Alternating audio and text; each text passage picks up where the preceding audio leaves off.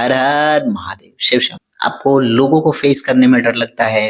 अगर आपको हाथ में माइक दे करके 100 लोगों के सामने खड़ा कर दिया जाए, 50 लोगों के सामने खड़ा कर दिया जाए और बोला जाए कि आप कुछ बोलो माइक पर, लिटरली आपके हाथ और पैर कांपने लगेंगे, उससे पसीना छूटने लगेगा और ऐसा लगेगा कि पता नहीं मैं क्या ही बोल बैठूंगा या बोल बैठूंगी।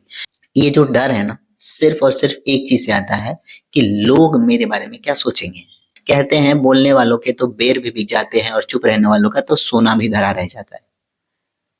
तो ये जो बोलने की कैपेबिलिटी है, बोलने की कैपेसिटी है, ये तभी ग्रो करती है जब आप बोलते हैं। और इतना आसान नहीं है। मैं 5 साल का 4 या 5 साल का एक बच्चा था और मुझे मेरे दादाजी ने एक स्टेज पे ले जाके खड़ा कर दिया, क्योंकि मेरे दादाजी एक गवर्नमेंट टीचर थे और गांव में उनका काफी नाम था और काफी प्रतिष्ठित इंसानों में से आते थे।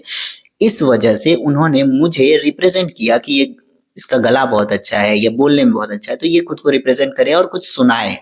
जैसे ही मैं 150 लोगों के बीच में माइक पे खड़ा हुआ, लिटरली मैं 1 घंटे तक सिर्फ खड़ा रह गया। लोगों ने मुझे बहुत बोला, प्लीज सुनाओ, अरे कुछ तो बोलो। 4-5 साल का बच्चा एकदम डर गया, सहम गया। क्या मेरी गलती थी? नहीं। उस समय मैं खुद को गलत मान रहा था कि मेरी वजह से मेरे दादाजी को पछताना पड़ा या शर्मिंदा होना पड़ा इतने सारे लोगों के बीच में। क्या मैं उनको समझा सकता था उस समय कि मैं कैसा फील कर रहा हूं? नहीं। क्या मैं अभी समझा सकता हूं? शायद हाँ। मैं उनसे कह सकता हूं कि मुझे जजमेंट का डर था कि लोग क्या सोचेंगे मेरे बारे में। हालांकि आज कई तरीके हैं, साइकोथेरेपी है, काउंसलर्स के पास बच्चों को ले जाते हैं ताकि उनके अंदर वो कैपेबिलिटी आ सके, वो लोगों को फेस करने से डरे नहीं, घबराए नहीं, हर सिचुएशन का सामना करने सीखे। और कुछ पेरेंट्स भी बहुत अच्छी पेरेंटिंग के जरिए इसे ठीक करते हैं। लेकिन उस समय मेरे दादाजी को जो एक तरीका सही लगा था, वो मैं आपसे शेयर करना चाहता हूँ। थोड़ा फनी भी है और रियलिटी भी है। मुझे दोबारा से बोला गया कि श्री रामचंद्र कृपालु भजवन में बहुत अच्छा गाता था। उस टाइम में अच्छा गाता था, टचवुड। तो मुझे बोला गया कि आप सुनाओ, और मैं फिर से यूं खड़ा हूं। मैं बस सर नीचे करके खड़ा हूं, मैं गा ही नहीं रहा हूं। बहुत सारे लोगों के सामने, बहुत सारे इन द सेंस मेरे परिवार वाले बहुत सारे लोग आए हुए थे पूजा में, और मेरे दादाजी ने डंडा उठाया और मुझे 2 डंडा लगाया सबके बीच में। जिस शर्म से मैं गा नहीं रहा था, सोचिए कि मैं कितना शर्म से पानी पानी हो गया होगा। 4 के बीच में मुझे मार पड़ी थी कि मैं रोते रोते पूरी जो पंक्तियां हैं वो गा के कंप्लीट किया। उसके बाद कई दिनों तक मैं उन लोगों के सामने नहीं जा रहा था जहां पे मुझे मार पड़ी थी। क्या मैं वही बच्चा हूं जो अपने ही परिवार वालों के सामने कुछ पंक्तियां गाने से भी घबरा रहा था? आज मैं इंडिया के किस कोने में कौन बैठ के मुझे देख रहा है मुझे नहीं पता। शायद कुछ लोग महाराष्ट्र से देख रहे हैं, कुछ दिल्ली से, कोई पंजाब से, कहीं से तो लोग देख रहे हैं, कनेक्ट कर रहे हैं।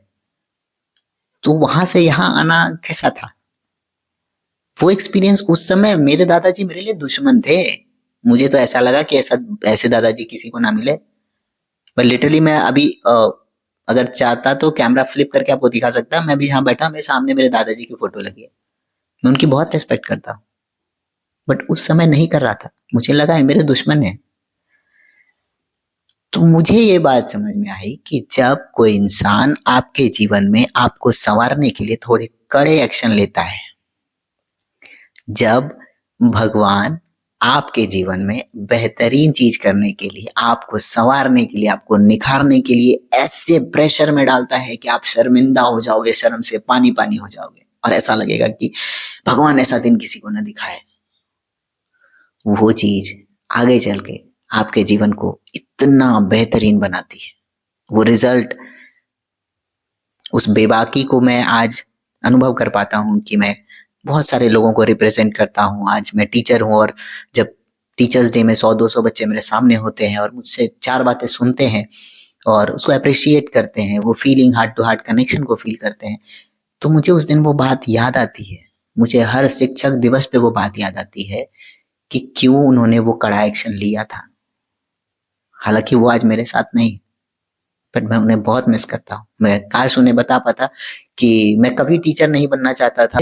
दादाजी जो है सिर्फ गवर्नमेंट टीचर थे, उसके बाद टीचिंग लाइन से जो जुड़ने वाला पहला इंसान है वो मैं हूँ, और ये सब मैं उनकी देन मानता हूँ। इस लाइफ के इतने बड़े लेसन को मैं स्पिरिचुअलिटी से जोड़कर देखता हूँ, मैनिफेस्टेशन से जोड़कर देखता हूँ। तो जो सिचुएशन आपके जीवन में आया है वो आपको कई सालों के बाद पता चलेगा कि कितना बेहतरीन जीवन में आपको वो बदलाव ला करके देगा, कितना बेबाक, कितना निडर बनाएगा। जिस शर्म से मैं पानी पानी हो रहा था 4-6 लोगों के बीच में, उस शर्म को हटाने के लिए मैं बहुत प्यार से, बहुत दुलार से मुझे समझाया गया, बहुत प्यार से मुझे मोटिवेट किया जा रहा था, बट मैं नहीं सुन रहा था। मैं जिद्दी की तरह खड़ा था। पर ईश्वर कहते हैं नहीं, ऐसे जिद्दी की तरह खड़े रहने से नहीं चलेगा।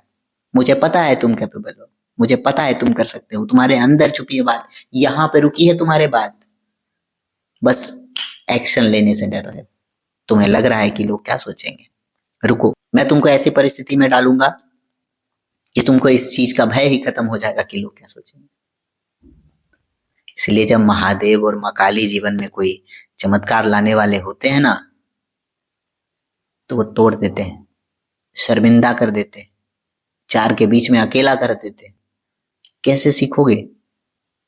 ऐसे सीखोगे। क्या वो तुम्हारे दुश्मन है? नहीं। क्या वो तुम्हारे बेहतरीन के लिए है? उस समय समझ में नहीं आएगा, पर जिस दिन आएगा सरेंडर कर दोगे खुद को महादेव के सामने, माँ काली के सामने। आज मैं उसी सरेंडर के स्थिति में हूं। जब कोई भी सिचुएशन आती है तो मैं कहता हूं महादेव है ना, माँ है ना। जब महादेव का आशीर्वाद मेरे सर पे है और माँ के पल्लू में गोद में बैठ करके रो सकता हूं अपने ख्यालों में, अपने विजुअलाइजेशन में, तो मैं किस बात से डरूं? दो चीजें तो तय है, जन्म मृत्यु, यानी बर्थ और डेथ के बीच में सी रहता है, और सी का मतलब है चॉइस, कि मैंने क्या चुना, कब चुना, कैसे चुना। सारी कहानी चुनाव पर ही निर्भर करती है। मेरी चॉइस क्या है, मैं खुद को कैसा बनाना चाहता हूं, मैं कैसा दिखाना चाहता हूं। आज मेरे दादाजी आकर 2 डंडा देकर मुझे नहीं कह सकते कि उठो करो, तुमको करना पड़ेगा, मैं हूं तुम्हारे साथ। हर समय हर कोई इंसान आपके साथ अवेलेबल नहीं होता है, और ये उनकी गलती नहीं है।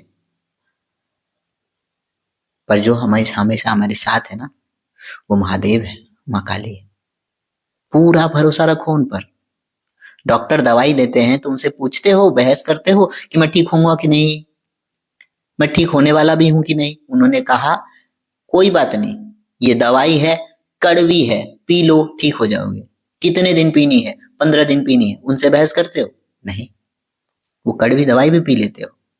इंजेक्शन, कितना पेन होता है इंजेक्शन लेने में, बट लेते हो ना। ऑपरेशन कराना होगा, उससे ठीक हो जाओगे, लेते हो ना वो रिस्क। वो पेन तो सहते हो ना, क्योंकि ठीक होना है। हर पेन को एक्सेप्ट करो। तुम ये सोचो कि महादेव का दिया हुआ दर्द है, महादेव अगर विष भी दे तो चलेगा, महादेव अगर अमृत भी दे तो चलेगा। सिर्फ अमृत चाहिए, विष नहीं, ऐसा नहीं होता है। जब उनको विष मिला था तो उन्होंने इतना नहीं सोचा था। आज यूं ही महादेव नहीं है वो, कुछ तो बात है। ऑनेस्ट फीलिंग ये है कि जब मुझे मार पड़ी थी तो मैं लिटरली नफरत करता था उनसे, बट मेरे जीवन के लर्निंग में, ऑनेस्ट फीलिंग में शामिल है कि उनसे बेहतर इंसान मैंने देखा ही नहीं है, मैं कभी मिला ही नहीं हूं। He is the best person at least in my life. शायद मुझे जानते थे वो, शायद मेरी प्रतिभा जानते थे वो, और हमारा हार्ट टू हार्ट कनेक्शन ये है। शर्मिंदगी महसूस होती है, दुख होता है, तकलीफ होता है, लोग क्या सोचेंगे, उस समय का ऐसा झटका आएगा और आपको वहीं तोड़कर गिरा देगा। ऐसा लगेगा कि मैं तो सबसे बुरा इंसान हूं, मेरे साथ ऐसा हो रहा है, पर नहीं, उनको पता है कि कौन बर्दाश्त कर सकता है। इसीलिए अगर आपको तराशा जा रहा है, निखारा जा रहा है, तो थोड़ा दर्द होगा, मुझे भी हो रहा है, पर मैं जानता हूं ये मेरे भले के लिए।